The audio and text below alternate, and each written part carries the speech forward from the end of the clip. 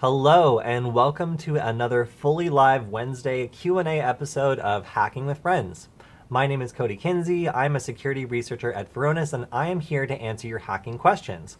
I'm also joined by Michael, our production manager, who is an expert in Bigfoot and cryptozoology. So if you have any cryptozoology related questions, please make sure to address them to Michael because frankly, he's the big expert here. But Indeed. if you've got questions about hacking, if you have any And the questions... Squatch, too, not just Bigfoot. They're distinct entities. This is true. I'm so sorry. I am so sorry. I did not meant to step on your art.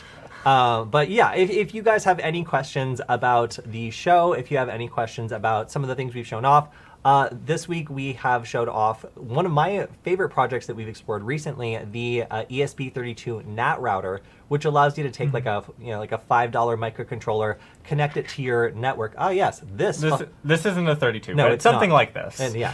And connect it to your network and then create a separate access point which has an internet connection which you can use for practicing hacking or really whatever you want to do and not get in trouble, which sometimes when you're learning Wi-Fi hacking, it's tempting to just go out and attack the first network you see, but you're not allowed to do that. So we are going to talk about some of the comments that we've got on our YouTube video, because if you guys have questions, you can always, again, feel free to jump on the SecurityFWD YouTube channel and let us know there, and we will happily answer them live every Wednesday. But if you also have any questions, like, for example, if you're the birthday boy and you want to know more information about this hat over here, by the way, happy birthday, Zam, then feel free to pop off in the chat and we will get to your question and make sure to answer it. This is one for Michael. Unfortunately, cryptozoology and cryptocurrency are completely different fields. I am interested in both, This may be the dumbest person I know when it comes to cryptocurrency. So, sorry.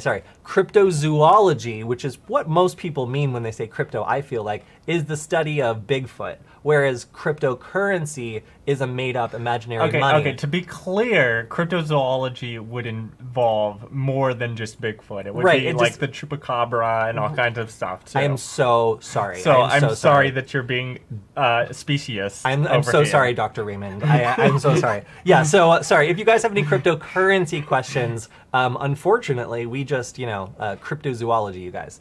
But yeah, so we have one question, which is hacking, coding. How are they related? And if so, how much are they related? Well, I thought they were the same thing until I actually started getting into this. And then I realized that networking and knowing the way that technology works is hacking, and coding is programming, which can intersect with hacking if you are using your knowledge to figure out how things work, break them, make them do other things. But really, like, an understanding of the way that technology works and, frankly, like some networking skills to know how things are all connected is really all you need to get started with hacking.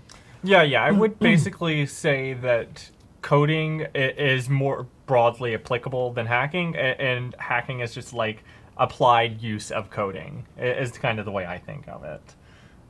I have 6 questions for hacking for you, Mr. Kinsey. All right, let's do it then. Today's the day. That being said, you don't have to be a coder to hack. There are tons of freely available GitHub tools and stuff like that that you can use if you can run some Linux commands. So one person just asked about how to stay motivated. Hacking is such a broad palette. Cybersecurity is a really broad palette. If you can find a part of it that is really fun and motivating, frankly, you can skip to some of the stuff that you're really interested in, provided you're willing to become a specialist in that area and really dig deep and learn a lot about it, like the way that I fell in love with the way that Wi-Fi hacking works, and I've made it a specialty of mine because I actively consume information about this topic because I love it.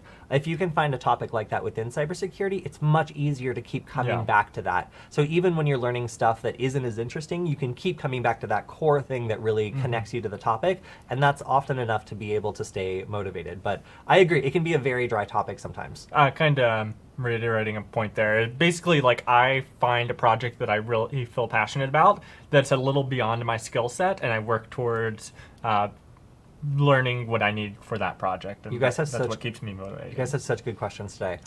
You should make a video on how to make a custom evil twin portal. Okay, so the ESP32 NAT router, I feel like it's a really good candidate to turn into like an evil twin portal, because you can configure certain things about it, like the DNS settings, for example. If you wanted to like kick somebody off of like their real network, connect them to this malicious network that still has an internet connection, but then like redirect their DNS requests, like you could totally do that. So it seems like there's a lot of like different malicious things you could do as an access point, like an evil twin or something, with the ESP32 NAT router. So we might come back to that and show that off, because I still think that was a really excellent Is there project. anything you can talk about with ESP32 in regards to monitor mode? You'd have to talk to Stefan for that, and unfortunately he's not on stream today, but he will be probably on Friday, so maybe I'll ask him on Friday. But basically, the ESP8266 clips packets when it comes to like what you can receive. The ESP32, as far as I know, doesn't, which means you can read more than the packet headers, and you can do things like grab handshakes. Have I done that successfully? I don't remember. I feel like it was kind of a struggle, the way that it was set up before, but I know that Stefan and I are working on the ability to do that on the ESP32S in the future version of his Wi-Fi deauthor, so stay tuned for that. Are you familiar with the golden... Wait. This one's for you. Are dragons considered cryptozoology? I would imagine so. Because there are people that believe that dragons were real and existed at some point in time. So, yeah, I guess. I don't know. So one question is, I know you're both Americans and your country freaks out about GSM stuff. This is true. But would you guys be willing to do something related to IMSI catchers, or can you? The main consideration is it's just expensive. Yeah. We have like some old phones we could probably do. And frankly, I am really interested in the topic. The closest we've really come is doing a project on finding IMSI catchers using like Wiggle Wi-Fi and other sorts of aggregation software to be able to record signals over a long period of time and notice suspicious patterns. So like basically figuring out where IMSI catchers are operating by finding moving cell phone towers, or cell phone towers that like, you know, mysteriously turn on and off in certain places. There's been some really cool research around this, and it's very low cost to be able to do the detection, but we haven't done any active like IMSI catcher stuff. I am super interested though, so if you know anyone who has good YouTube videos on it, maybe Michael could reach out to them, and we could have them as a guest on the stream, because I would very much like to get into it, but like having the whole rig is expensive, and we already have a lot of the cost is coming down, because a lot of the SDRs, particularly like the Lime SDR and stuff like that, are designed to be able to work on the mobile bands. We just don't have the RF experience to really work around with that, and we don't have experience with like the cellular stacks. So if you do know someone in those fields, have them reach out to us. The golden ticket attack. So unfortunately, my co-host Killian is the one that specializes in that, and he can go into like extreme detail on how it works. I think that attack had to do with like harvesting like Kerberos tokens or something, but I don't want to tell you wrong. So like next time we have Killian on, I think we'll probably touch on that, because it is a really popular attack, and it is something that's more Windows based, or more like of a Windows system based. And frankly, we deal mostly with like Linux and Mac OS, so it's tiny. Again, you tend to specialize in hacking. I tend to specialize in Linux and Wi-Fi stuff, and we also have some good people on our team who specialize specifically on like Windows. So. Actually, there's a question about that. Could you maybe list some more types of areas of cybersecurity? You mentioned before Wi-Fi and related materials. Yeah. So there's reverse engineering, obviously. There's analysts. There's and that could be like a SOC analyst, like someone who like sits in the security center and like looks at all the incidents coming in and like tries to figure out if it's a false alarm or if it's a real incident and responds to it. There's incident responders. There's we work in marketing, so we create content and we like reach out and try to create events that security people will want to go to and classes they'll want to attend and stuff. Pen testers. There's pen testers. There's people who actually write the software. And then as far as like... Then there's blue teaming as well, where you would sit on the inside and try to devise ways of catching the red team in progress, like of whatever it is they're doing. So there's, and then there's also hardware people, that specialize in hardware security or making hardware prototypes that address these sorts of things. So like there's so many different interests within cybersecurity that can lead you to a really successful path, because, you don't need to know everything. It's impossible to know everything. It's really more important to know where your value comes from as someone who's fascinated with the subject, and how you can get paid for it, like what kind of job sets you up to do the kind of work you want to do every day.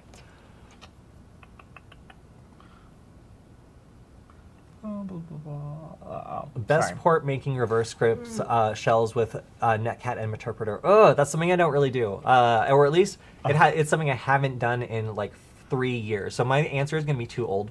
Just too old. So let me get back to you on that, because I haven't worked with Meterpreter for a while, and I really want to, because Rapid7 is a super cool company, and every interaction I've had with them has been really positive, and they've hired some really cool people at that company.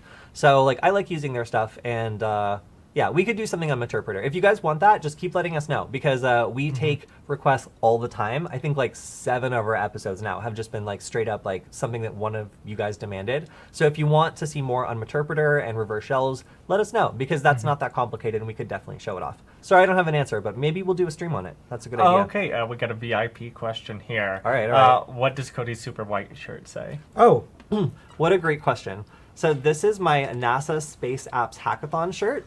This was, I guess I go this way. So I was involved in student government at Pasadena City College, and we held a really awesome hackathon, which I was one of the guests at. One of the judges on. And yeah, we printed a bunch of these shirts. This was one of the ugliest ones, but it is 101 degrees today. So it's one of my only white shirts. But thank you for noticing. And it's kind of funny, because this was a worldwide event that NASA like promoted but didn't directly sponsor or anything. So lots of people in the comments have been like, oh my God, I did the same hackathon in my city. So if anybody else did the NASA Space Apps Hackathon, awesome. Yeah, it was really fun. Is there any other way to buy the Bash Bunny other than directly from Hack5, because it's showing out of stock every time I visit the store? Oh, well, I can't reveal any like secret information, but I would just say that if you wanted a Bash Bunny, then there might be like some, that could come out soon that might be even better than the last one. So I wouldn't worry about that too much. Maybe just hang tight. I can't really, reveal anything, but just like if I was gonna buy a Bash Bunny, I would just maybe wait a tiny bit for, a theoretical new stock to come out that's even better. So maybe we should do a video on printer hacking. Do you know anything about that? Yeah. So one of our friends, his name is on Twitter's Buses Can Fly. We've covered some of his scripts before. Made a script called, I think it was Pretty, which looks for printers on the network and pushes payloads to them. And That's great. yeah, so you can just like print a whole bunch, or you can actually destroy the printer. So there's ways that you can like cycle. I think it's like the screen or the memory or something that like burns out the display. And makes it so that like you can't see what it's doing anymore, and it becomes like a very useless device. So yeah, there's some really interesting scripts we could do. Our primary problem has been finding like a cheap printer to attack. But I mean, if Michael wants to volunteer for that, if you get me a printer to attack that connects to the internet, then I'll attack it. Yeah. Okay. One thing I'll say though is, so I did a TikTok video last night that Michael hasn't seen. It's on our Hackbyte, HAKBYTE TikTok channel. Account, whatever. But it specifically talks about how my dentist has their printers connected directly to the guest network, and how you can log into the printers and see basically anything. And by anything, I mean you can see all their contacts. You can fax people from the printer from that business. You could do a social engineering attack. You could really do a ton of stuff just by being able to connect to and log into the printer. So yeah, printers are a very interesting attack vector. Even if you're not just being obnoxious and printing a bunch of stuff, you can still look into the printer, maybe see recent documents that were printed, or do other things where you can kind of man in the middle. So anytime they go to print a document, it sends a copy to a certain folder which you control. So lots of interesting printer-based attacks. Yeah. Someone was asking about doing a video on Nmap. We actually already have a video on Nmap. We have several, but just tell us what you want to learn, because I love Nmap. I think it's super cool. I was going to say the video is titled Finding and Exploiting Network Devices with Nmap. So if you look that up on our channel, there you go. But that being said, there's lots of really cool stuff you can do with Nmap. So if you want to see Nmap scripts, or if you want to see anything in particular that Nmap can do above and beyond just scanning, let us know. We'll break out an episode on it. One question also was, how do you stop comparing yourself to others? It's really hard. It's really hard because in cybersecurity, it's a good idea to have role models. And by that, I mean, if you can't find a single person who has your job, who seems to be happy with it and seems to be really flourishing as a role model, maybe don't do that job. Like if every role model you see for that career path seems like stressed out and like they don't have enough money and like they're not really going anywhere, maybe don't go into that career. But if you can find someone who seems like really chill, like they enjoy what they do, they like what they spend their time on every day, they find it meaningful, then like, that is a good person to kind of not compare yourself to, but at least like be able to see a path to get there.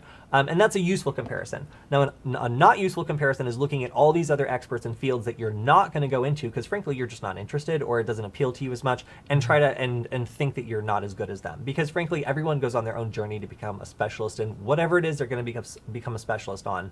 And a little bit of generalism is good. Like learning a little bit about everything is good, so you know what other people do. But you're never going to be, as much of an expert as some dude who's absolutely fascinated with the subject and has always been studying on it as hard as he can. Well, and I think that's the importance of like having a team of people, because if you have a team of people that all specialize in different little areas and you're working as pen testers or any like ethical hacking career, like you can get some really awesome work done. What about us doing a YouTube series on web vulnerabilities? Neither of us are particularly experienced with web vulnerabilities. This is where I really want to get someone from Bug Crowd, because that's like their bread and butter. Like finding like web application vulnerabilities is like absolutely a thing that they promote a lot of education around. So like we've been trying to like off and on to get someone from Bug Crowd to come and just show us what it's like to get started discovering these.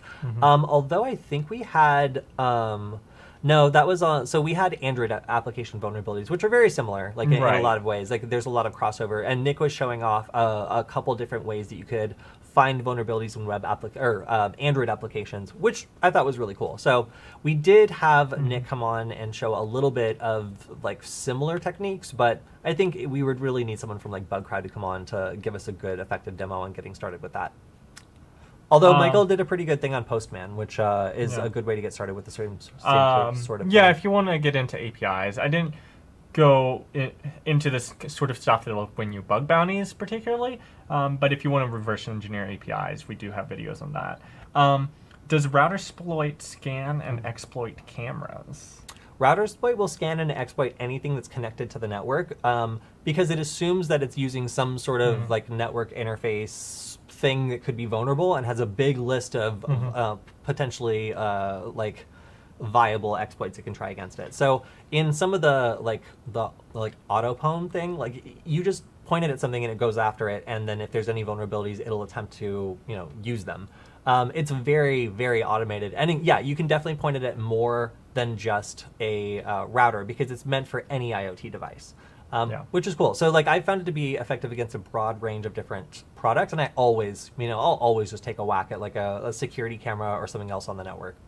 Yeah, I was going to say we do have a video on Routersploit in more detail if you want to watch that. Also, the same person asked a question about just how could you disconnect a LAN surveillance camera or whatever. We did a video on Evil Limiter, and that gave you the capability to target a specific IP. You needed to already be connected to the network, so you would have to have the Wi-Fi compromised or otherwise connected to it, but then you could target the specific IP of that camera and just prevent it from communicating. Right. So aside from Evil Limiter, another way you could do this is just through ARP poisoning. So if you want to isolate a particular device on a network, one way that I did this by accident, well, not really by accident, it was during a demonstration. I was advising a company that had their payment systems running over Ethernet, but on the same network that their guest Wi-Fi was connected to, and there was no separation, and was like, hey, like there could be a problem here. They're like, well, we don't care who uses the Wi-Fi, everything's connected via Ethernet, and it's encrypted, so who cares? I'm like, all right, well, tell me if this is a problem. So I proceeded to ARP poison the network. Well, what does that mean? It basically means I told the whole network that my computer was the router, and then I took all the packets that they were meaning to send out to the internet, and I just dropped them into a hole. And I never did anything with them. So to every single device on the network, it seems like like that, the internet just went out, and suddenly they had zero connection and they couldn't operate anymore. So that froze the payment systems, and they could no longer process credit cards, which was obviously a huge problem because it disabled the whole business. So if you wanted to take out a camera that's an Ethernet camera the exact same way, the second that you're connected to the Wi-Fi network, provided that the Ethernet and the Wi-Fi network are connected to each other, you can affect other devices on the Ethernet portion of the network just the same that you would affect a Wi-Fi device. So it's actually pretty easy to do this as soon as you connect to a Wi-Fi network, because it gives you a lot of control to just reshape the network from the inside. So are certs worth getting for hacking? I don't have any certs, but I know if you're just getting started, it proves to a company that you can stick to something and earn a certification, and that you have the knowledge, and you have a basic requisite amount of knowledge. Yeah. Do I feel like they are better than experienced? No. If you can get a job without a cert, do it, because if you do it for a year or two and demonstrate that you can, and then add on a cert, you're golden. But it really, people are looking for experience, but if you don't have experience, it's the next best thing, I would say, aside from a degree or something. How much do we know about PBX hacking? I don't know what that is. I'm going to have to be more specific, yeah. It's something rarely talked about. Okay, never mind. I guess we don't know about it. Yeah. Off the top of my head, I don't know what that acronym means. But one question I can answer is, how do you become a security researcher, Michael? Get hired by me at a conference? Yeah, I was going to say... That's your advice? My strategy is decide that you're interested in hacking, go to a conference about hacking, meet people there, get hired by people there. Ta-da, you're a hacker now. I mean, I will say it's worked for more people than Michael. But I would say if you are interested in the field, getting a job that allows you to be a beginner, I started writing for Nullbyte on the side with zero experience, zero formal experience hacking. I was just really interested, and I'd already done enough to be able to follow instructions. Writing from the perspective of a beginner allowed me to be a beginner without being stressed out all the time, and it let me, as I learned, share my experience with other people and connect with others who are in the same position. And aside from some pretty serious gatekeeping at the beginning, I think the previous editor of Nullbyte said that I wasn't a serious hacker, and how sad it was that they hired me because I used a Mac OS computer. That was to him a huge offense, and meant that I couldn't possibly be serious about my job. So I definitely encountered some gatekeeping when I first got started with some people who basically, if your whole personality is about your skill with hacking, and that's and you get really your ego's all tied up in it and stuff, you might be taking it too seriously. I'd love to see that guy say that to Patrick Wardle and be like, yes, you shouldn't do anything Apple related hacking. Sure, yeah, yeah, it's just very funny. When you first get started, you can have some people who really do have their whole personality tied up in their job, and just realize that there's a community of people who love what they do, who aren't all caught up in it in a weird way, that are willing to listen to you and want you to do well in the field because they know that they need more people like you here. There's also the people who are scared that you being part of the community makes them less special, and you'll find them pretty quickly. But I would just say, finding a field that allows you to be a beginner is absolutely the best thing you can do. Because if you're not scared all the time that someone's going to figure out that you're not some big expert, then it's a lot easier to learn. Do we suggest any books, particularly in regards to reverse engineering? I know No Starch Press is usually our go-to. I don't know if you have any reverse engineering books that you particularly enjoyed. I would say, yeah, No Starch Press continues to be our default referral. I've read some good books by them, and I know that they tend to really focus on hacker content and hiring good authors. So with the exception of the guy that was mean to me about my Mac OS computer, they did let him write a book. But just don't buy the book that looks like a penguin's getting caught by its mom while hacking, and you'll know which one I mean, and you'll be avoiding that guy. I do love the covers of the No Starch Press books. Yeah, they have a really good graphic They're really design. funny. One question was, is it worth joining D-Army with hacking? So I don't know about D-Army, but if you're talking about the Army, then probably not. Just because there are other branches that focus a lot more on cybersecurity. The Air Force in particular, Air Force, really likes to, really likes to, hire hire. Recruit people that have an interest in cybersecurity, because otherwise they have to force you to do it. Yeah. But because they're so involved in satellites, telecommunications, like reconnaissance, all that stuff, like you might have a better experience in either, I would say, the Air Force and the Navy. The Army does do cyber stuff for sure. Like I know of some of the training programs they do. But it is not like their primary forte. Whereas the Air Force is very well known for cybersecurity. Yeah. And, you know, they're going to be doing the Space Force too. So maybe you could be doing cybersecurity in space.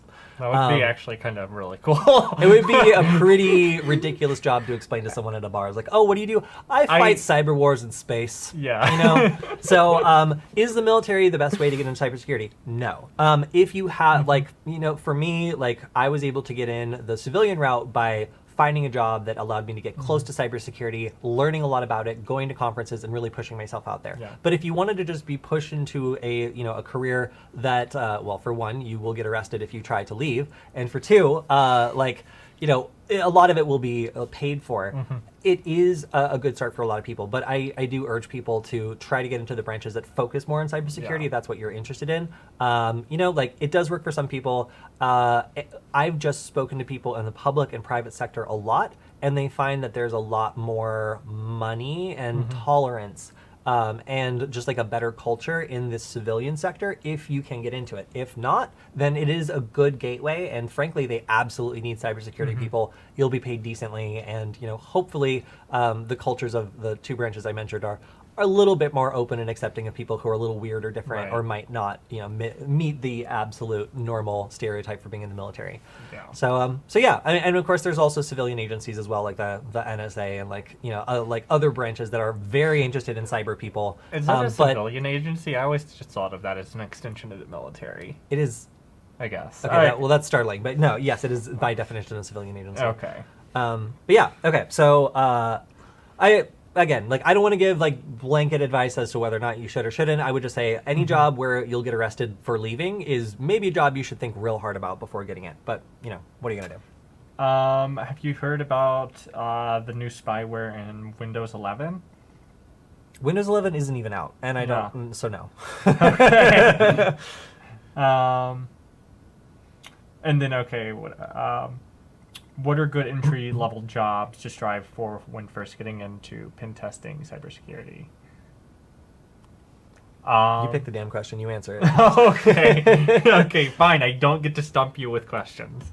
I would probably just start doing my own like bug bounty sort of stuff and building up my education level and maybe get a couple of certs to like prove to companies. And then you could start looking for job postings. I don't really know like what titles they would be under or anything like that.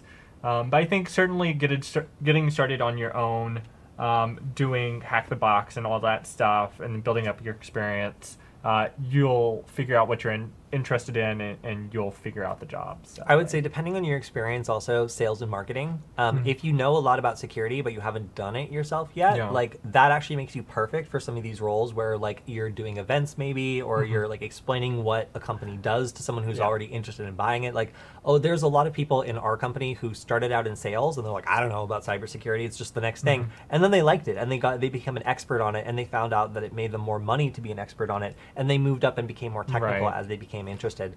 So that's actually something I would say is if you like being around people, you like talking to people, you're charismatic, or you're good at explaining things, then the marketing route could be a very strong position to put yourself in, especially if you understand the stuff technically and you're good with people. That's a rare combination to get. All right, we got a question from Firesnake. How did you guys learn programming, Michael? I decided that I wanted to. And also, what languages do you know? He's trying to shame me right now. I know C++, but I hate using it. And Python. You don't know C++. I know C++. I took one. You know about C++. I took one semester of C++. We don't need to go into any more detail than that. Your program will not compile. Yeah, I can compile Hello World. But anyway, so yeah, I basically decided that there was an app that I wanted to perform a security audit on, and that was my project that I worked on, and that's how I learned coding is I took Python and I was like, okay, how do I start reverse engineering APIs? How do I do this?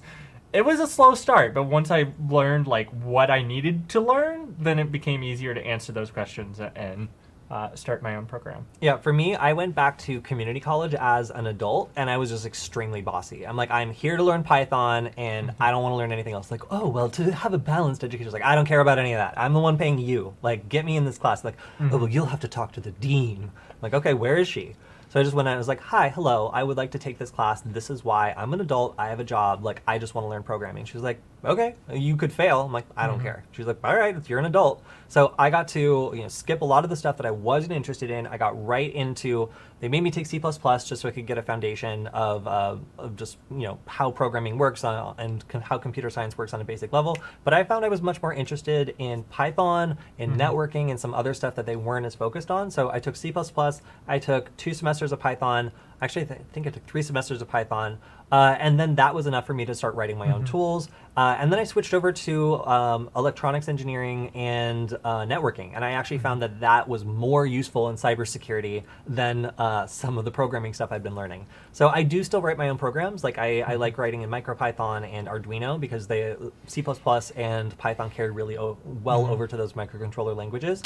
So there's a lot you can do with them. And you can make your own games with them. You can do all sorts of cool stuff. But yeah, just going back to community college and letting them know that you know what you want is a really good strategy for quickly getting a cheap education for basic programming. Yeah. Although I will say that C++ is not a beginner-friendly language. It makes you feel like a bad programmer almost immediately. Whereas Python is a deceptively easy language that makes you feel like you're a great programmer when you actually suck. Yeah, and to clarify a point, I did start learning to program while I was in college, taking some computer science classes, but I just kept in mind like that project I wanted to do that kept me motivated, because otherwise it was a little disheartening, like learning basic programming in college and like being like, what do I want to use this for? Infinite Gaming has a question. In solving CTF, some machines have vulnerabilities that allow anonymous SSH logins. I have a question that this vulnerability exists in 2021. You would think they wouldn't. And directly connected to the internet, you might be right. But as soon as somebody is on their local network, they think that they are the king of the castle. Like, they're just like, nobody could get in here. So they set up some goofy stuff that's just on their local network. And I, as someone who specializes in breaking into local networks by Wi-Fi hacking or whatever else, have seen some absolutely bonkers setups. Like an FTP server that just lets anybody log in that has like blockbuster movies that haven't been released yet that are being like edited. I'm like, why would you not put a password on that? But then the Wi-Fi password was a single word that was 8 letters long. That's all lowercase. So basically all of these incredibly like sensitive documents were being kept behind a single 8-character password because they didn't realize that we were like, well, it's not connected to the open internet. And it was like, yeah, but any person driving by your business is going to be able to potentially break in with like 6 seconds of cracking. Yeah. So you would, man, I wish that kind of stuff didn't exist. And again, maybe connected to the open internet, it doesn't. But connected to local network, it is the Wild West, and you will find stuff like that all the time. Should I learn C or C++ first? C++, I would say. Unless you're like a savant, C is going to be much lower level programming, so you need to be real good with computers. C++ is going to be a little more approachable, and I would say Python's going to be even more approachable than that. And then another question was in relation to IDEs. I've always used PyCharm by JetBrains. I think it works pretty well. I've only used the community edition, but they do have a more advanced They have a student edition. Yeah. So if you're a student, you can just get the pro version indefinitely for free. So yeah. I like PyCharm. I think it's good. This is more of a statement. For non-Americans in non-Western countries, sometimes gray hat hacking is the only way to move forward and make a living hacking, crying in Argentinian. Yeah. I will say, trying to go legit after you have a history of doing like some sketchy stuff, like definitely came back to bite our friend Marcus in the ass when he got arrested by the FBI.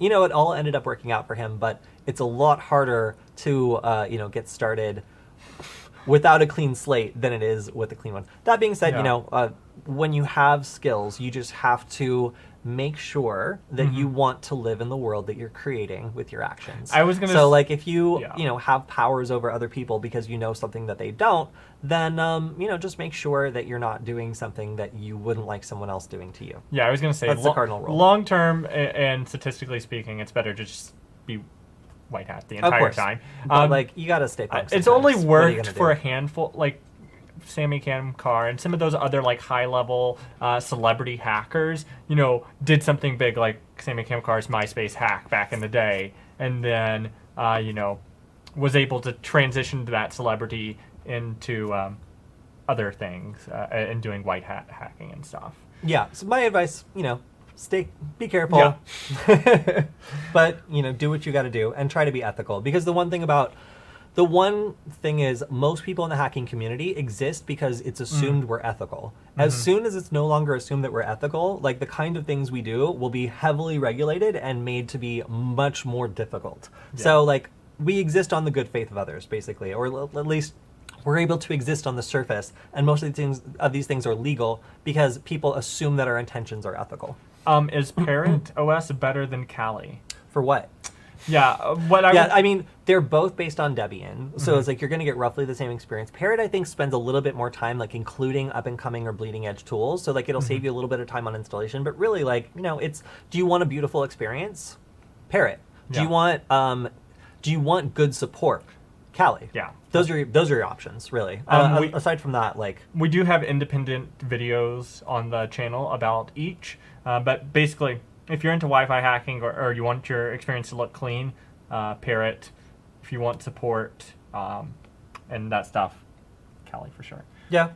Oh, so the gray hat activity in question is SMS spamming. You know what? Like we have friends who make like services that allow you to just like register accounts anonymously. Like there's all sorts of side hustles that hackers come up with. And I think spamming people is annoying, but it's not necessarily the worst thing you could be doing, provided those links aren't also phishing them. Can you make a tutorial on hacking a drone? I would love to. Buy me a drone. You're like, I can have a drone, please? My current drone went down over a lake, so it's currently under repairs. I still haven't managed to kill it. This is the sketchiest drone pilot I've ever seen. Yes. Like, don't say anything else, Yeah. Michael. Don't say anything else. He pleads the fifth. Yes. Okay. How common are IDS systems in America and Western countries? Intrusion detection systems Yeah. are going to be a given if you're going up against a major corporation. I mean, like Varonis, for example, is like one of the probably the nastiest like IDS type systems you could come up against, because the second you do something that an employee has never done before, it's instantly going to flag you, because it's been like, why is this marketing person connecting to this other computer? Why are they doing this? They've never done that.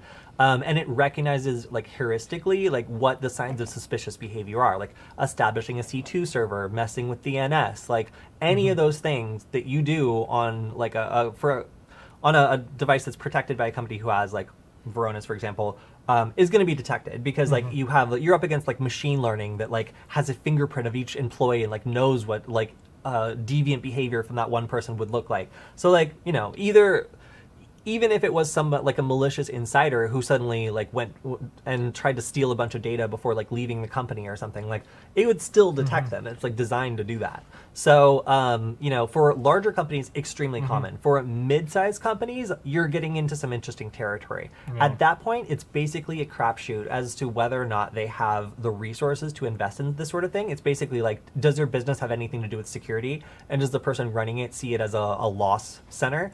And then if you get smaller than like a medium-sized business, like a small business, a coffee shop, something like that, you are not going to see an IDS system. You are barely going to see a functioning IT like setup at all.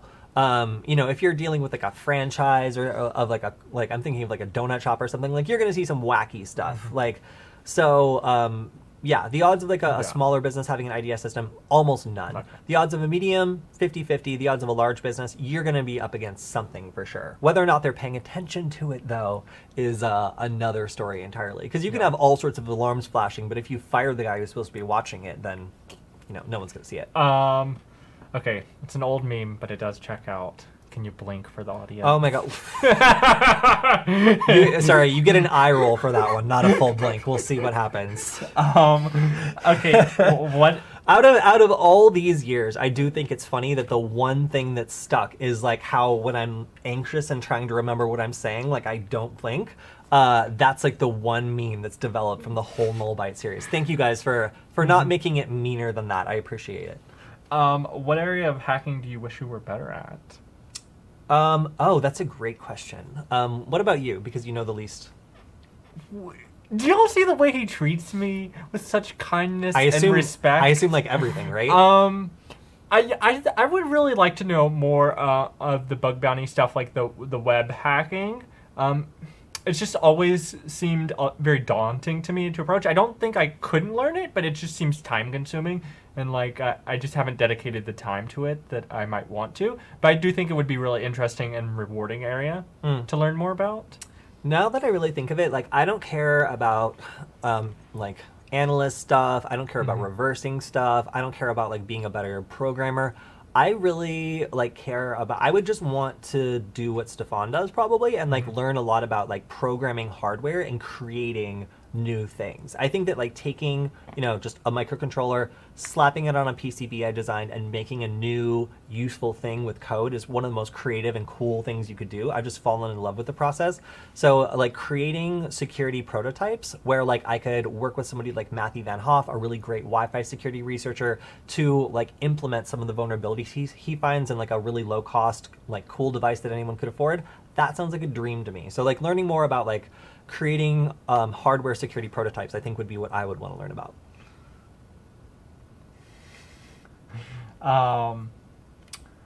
Hold up, yeah.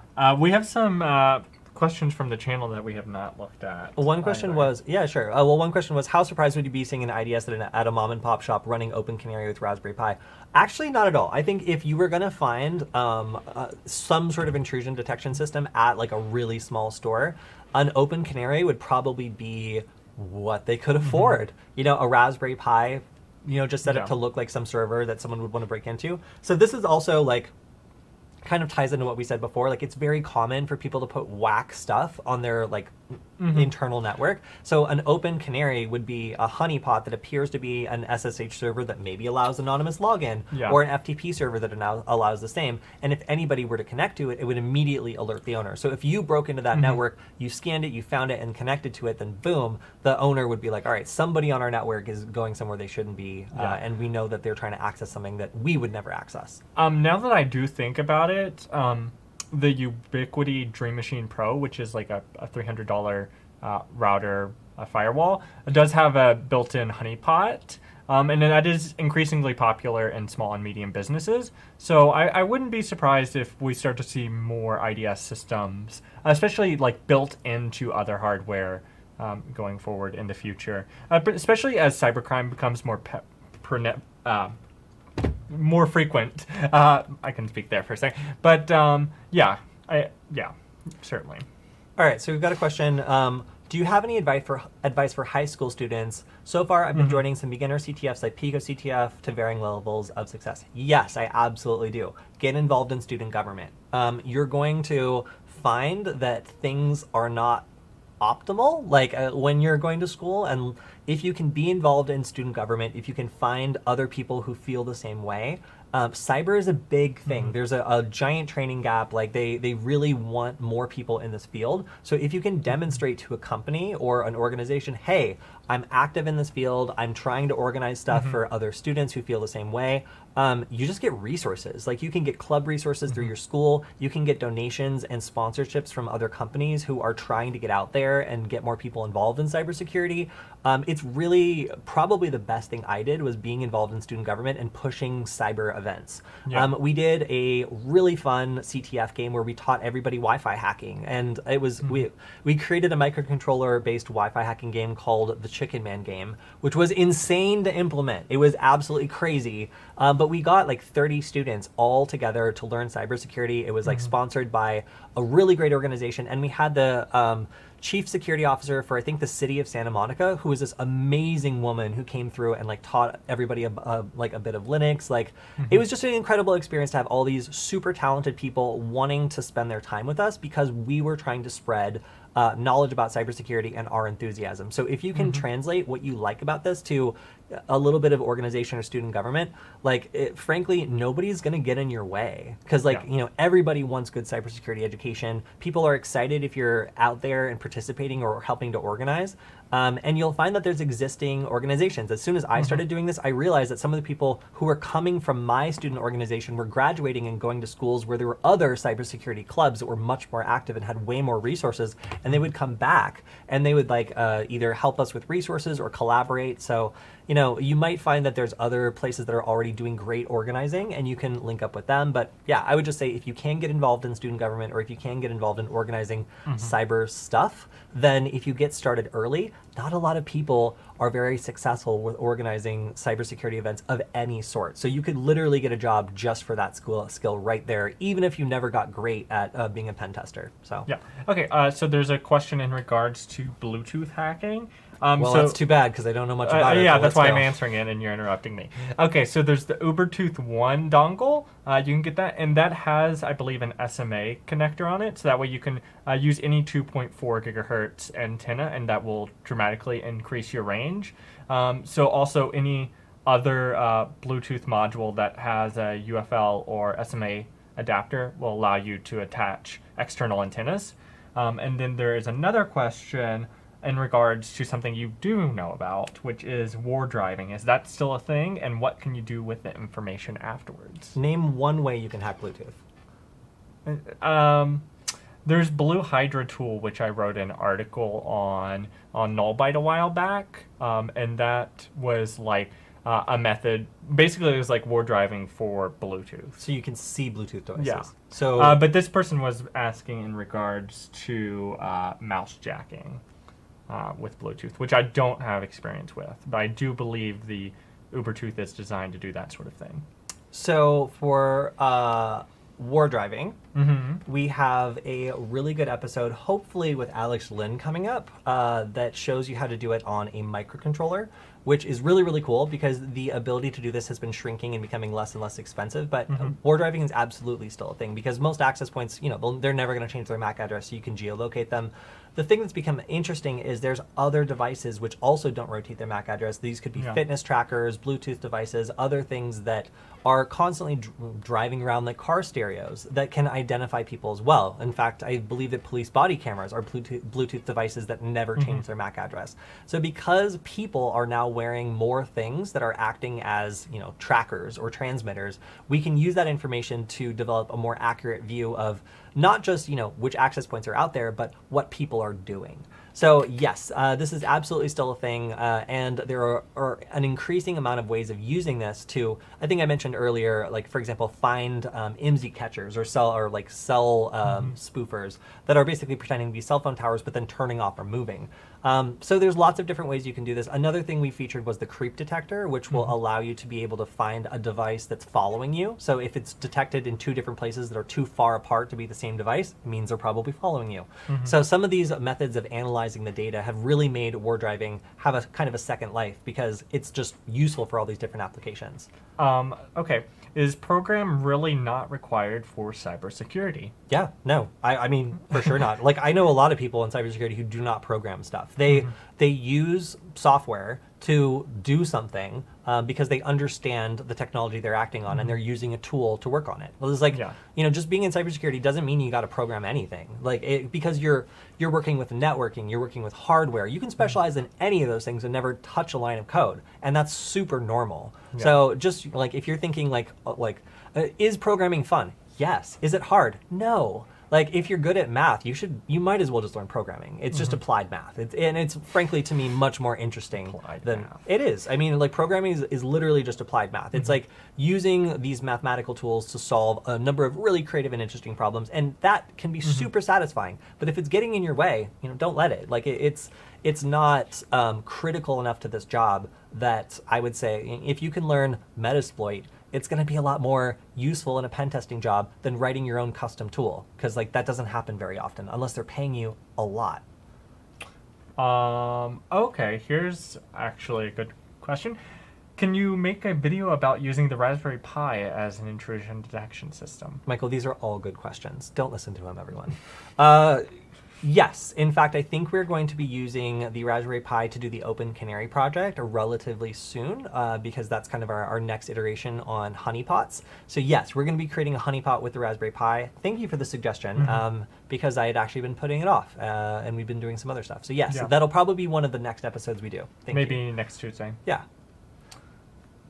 Okay. Should I do some? Do. We're almost out of time, so if y'all have any final questions, Yeah, so let's get check them out some in. of the ones that we had from the YouTube channel. By the way, thank you guys for all your active and very well thought out questions this week. It's always fun to answer them. Is there a course that we have that they can check out? Yes, there are 2 courses. No, there's not one. There's two. Yeah, so if you go to hack.gay, you can find both of our courses. One of them is using a DigiSpark to create a bad USB device, and the second one is using an ESP8266 for Wi-Fi hacking. Both of them are a really good introduction to how easy it is to get into physical security or get started with Wi-Fi hacking with a really cheap device. So if you have an ESP8266 lying around and you don't want to buy a wireless network adapter, then you can do the entire class using that. Okay, Victor, sorry, I'm going to have to skip your question from before. I didn't realize that there was a read more at the end, so I didn't screenshot it. Oh, no.